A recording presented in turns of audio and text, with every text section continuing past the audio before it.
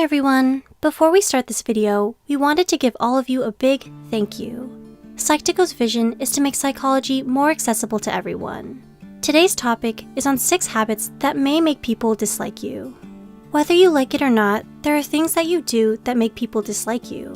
Have you ever walked into a room and there was a know-it-all in the vicinity? You can whip up a conversation on any topic and that person would act like an expert. Before you can even gather your emotions and thoughts, you already dislike the person. On the other hand, you might be that person that has something to say about everything. The problem is that we aren't always aware of the things that we do that make people dislike us.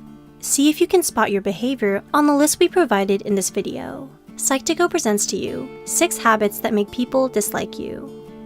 1. Acting too nice. It makes perfect sense that people will like you more when you are extremely kind and nice, right? Sorry to burst your bubble, but not really. Science has proven otherwise.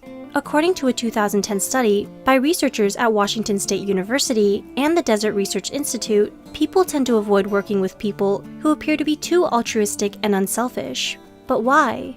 Turns out, participants in the study said that the unselfish teammate made them look bad, while others suspected they had ulterior motives.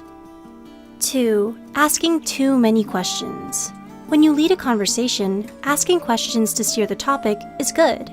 It tells the other person that you are interested in them. You need to be careful not to ask too many though. If you don't reciprocate and also tell them about your own experiences, this can come off as an interrogation. You need to balance the conversation and spill the beans from time to time. The Journal of Experimental Social Psychology found that people start to dislike you when you are the only one asking questions.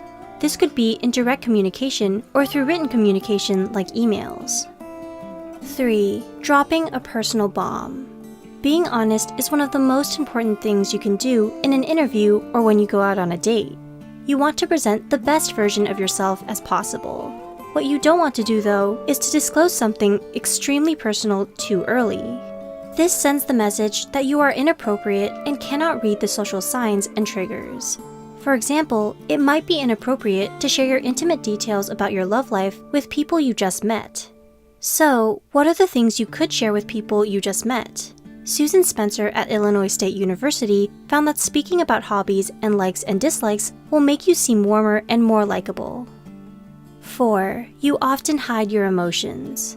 Somewhere along in your childhood, it became a common practice to hide and suppress your emotions. This is not the same as controlling your emotions, though. Studies have shown that people react better to a truthful display of emotions than hiding them. For example, someone made you upset because they said something that you think was insensitive. Instead of being passive-aggressive and giving them a cold shoulder, you sit down with them and calmly tell them how you felt when they said what they said. When you understand your emotions, you can express anger and sadness appropriately. Don't keep your emotions inside. It is bound to burst out into the open. 5. Acting like you don't like someone. You could potentially turn someone off when you don't express fondness for the person you're meeting. Have you ever heard of the term reciprocity of like? Well, it's actually a phenomenon when we think someone likes us, we tend to like them as well. When we expect people to accept us, we act warmer towards them, according to a 2009 study by researchers at University of Waterloo and the University of Manitoba. Not sure how a person you're interacting feels about you? Act like you like them and they'll probably like you back. 6. Giving a weak handshake. Have you ever greeted someone and found they have a weak handshake? Do you find it off-putting when someone cannot shake your hand properly? If you do, you are not alone. When someone has a weak handshake, they come across as someone who cannot manage pressure. In a study done by the University of Alabama, it was found that undergraduates who had a weak handshake were less positive and likable. There are bound to be things that you do that will put people off. None of us are perfect, and we can't please everyone. However, that doesn't mean you can't try and change the way you do things. If you identify with any of the points mentioned, ask yourself these questions. Why do I do the things I do?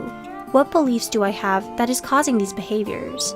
These questions are the first step to understanding yourself more and altering your beliefs and behavior that do not serve you. What do you think about this list? Share with us in the comments below. Subscribe to Psych2Go for more psychology content. Don't forget to like and share this video with someone who can benefit from it.